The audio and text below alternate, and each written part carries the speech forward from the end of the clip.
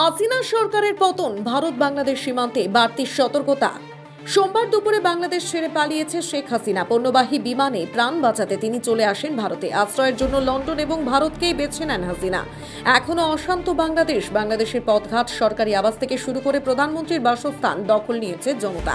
বাংলাদেশের আজ যেন ভারতে না পড়ে, সেই কারণেই ভারত বাংলাদেশ সীমান্তে অতিরিক্ত বিএসএফ জওয়ান মোতায়েন করল কেন্দ্র।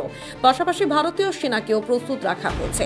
মুক্তিযোদ্ধাদের পরিবারের জন্য সংরক্ষিত কোটার ক্ষেত্রে ছাত্র আন্দোলনে উত্তাল হয় বাংলাদেশ। ইতিমধ্যেই শেখ হাসিনা সরকারের পতন হয়েছে, আর তিনি দেশ ছাড়তেই পরিস্থিতি সামাল দিতে সেনা পদক্ষেপ নিয়েছে। প্রধানমন্ত্রীর বাসভবনে সোমবার দুপুরের পর থেকে লুট চলে। সংসদ ভবনের দখল নেয় বিক্ষোভকারীরা। ভেঙে চুরমার করে দেওয়া হয় সংসদ ভবনের বিভিন্ন কক্ষ এবং প্রধানমন্ত্রীর বাসভবন এবং কার্যালয়।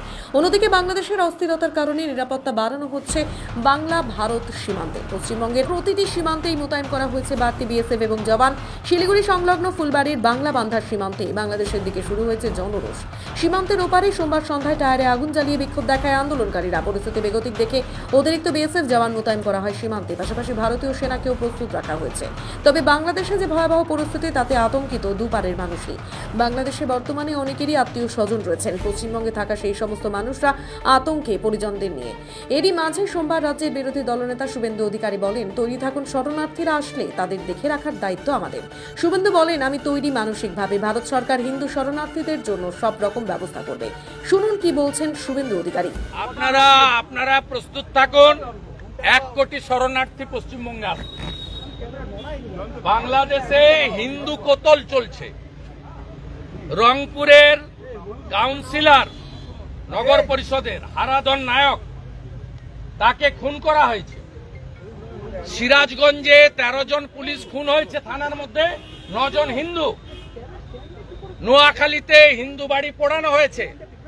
আমি পশ্চিমবঙ্গের মুখ্যমন্ত্রী রাজ্যপালকে বলবো, অবিলম্বে ভারত সরকারের সঙ্গে কথা বলুন, কারণ সিএতে পরিষ্কার আছে, ধর্মীয় উৎপীড়নের কারণে যদি কাউকে মার খেয়ে আসতে হয়, আমাদের দেশ নেবে। অপরদিকে সোমবার বিকেলে রাজ্যের মুখ্যমন্ত্রী মমতা বন্দ্যোপাধ্যায় হাত জোড় করে রাজ্যবাসীর কাছে অনুরোধ করে বলেন, সোশ্যাল মিডিয়াতে এমন কিছু পোস্ট করবেন না যা সাম্প্রদায়িক সম্প্রীতিতে আঘাত হানে। মুখ্যমন্ত্রী বলেন, কেন্দ্রের সাথে যোগাযোগ রয়েছে। কেন্দ্র যেভাবে কাজ করতে বলবে, রাজ্য সেভাবেই চলবে। এই ভয়ঙ্কর পরিস্থিতিতে সাম্প্রদায়িক সম্প্রীতি বজায় রাখার অনুরোধ জানান মুখ্যমন্ত্রী। প্রতিটি রাজনৈতিক দলের কাছে তিনি শান্তি শৃঙ্খলা এবং ঐক্য বজায় রাখার দাবি করেন। হাত জোড় করে রাজ্যবাসীকে কি বলছেন মুখ্যমন্ত্রী, শুনুন।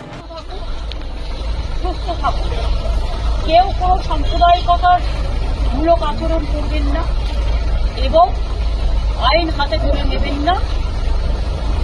যারা বিপদে পড়বে আমাদের ভাই বোনেরা, কারণ এখনো অনেকে আছে। আমরা সেটা গভর্নমেন্ট অফ ইন্ডিয়া এবং গভর্নমেন্ট অফ বাংলাদেশ সেটা দেখে রাখছি।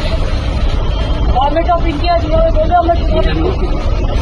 আর আমি সমস্ত পলিটিক্যাল পার্টি লিডারদের অনুরোধ করছি এবং বিশেষ করে সমস্ত জগতের সবাইকে, দয়া করে এমন কিছু পোস্ট করবেন না যাতে কোনো সাম্প্রদায়িক সম্প্রীতি এখানে নষ্ট হয়। এবং সব দলের নেতারাই তাদের বলবো, এটা দেশের ওপর ছেড়ে দিন। দেশে আমাদের সরকার আছে, তাদের উপর।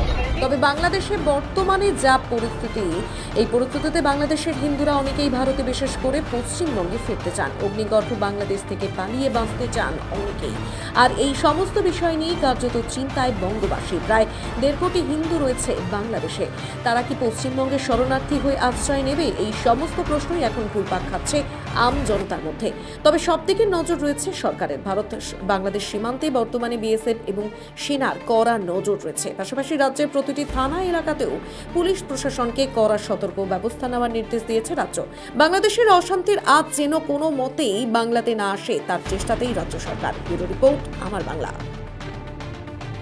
This channel does not promote any violent, harmful, or illegal activities. All content provided by this channel is meant for an educational purpose only.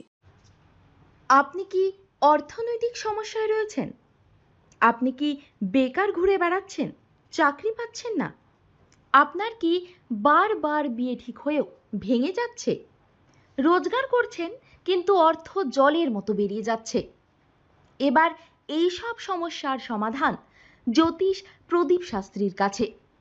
আন্তর্জাতিক খ্যাতিসম্পন্ন বহু সম্মানে সম্মানিত রত্ন বিশেষজ্ঞ ডক্টরেট শ্রী প্রদীপ শাস্ত্রী, বাকসিদ্ধিপ্রাপ্ত জ্যোতিষী ডক্টরেট শ্রী প্রদীপ শাস্ত্রী, তিনি যাহা বলেন তাহাই ফলে। ডক্টরেট শ্রী প্রদীপ শাস্ত্রী বশীকরণ ও বিবাহ স্পেশালিস্ট। ব্যর্থ প্রেম, বিয়েতে বাধা, ভৌতিক উপদ্রব, ব্যবসাতে বাধা, পারিবারিক সমস্যায় জেরবার, সব সমস্যার সমাধান একমাত্র ডক্টরেট শ্রী প্রদীপ শাস্ত্রীর কাছেই।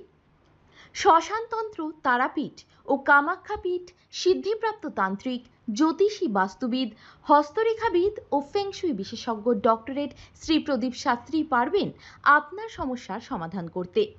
জন্মছক বিচার ও জটক বিচার করে সঠিক রত্ন, রুদ্রাক্ষ কবচ দ্বারা গ্রহপীড়া দমন করেন ডক্টরেট শ্রী প্রদীপ শাস্ত্রী। ডক্টরেট শ্রী প্রদীপ শাস্ত্রী তারাপীঠ মহাশ্মশানের চিতার ওপর মহাহোমের মাধ্যমে ভৌতিক উপদ্রব, শত্রু বাধা, তীব্র বশীকরণ, বিচ্ছেদ, ব্যবসায় উন্নতি সহ সমস্ত প্রকার জটিল সমস্যার স্থায়ী প্রতিকার করেন।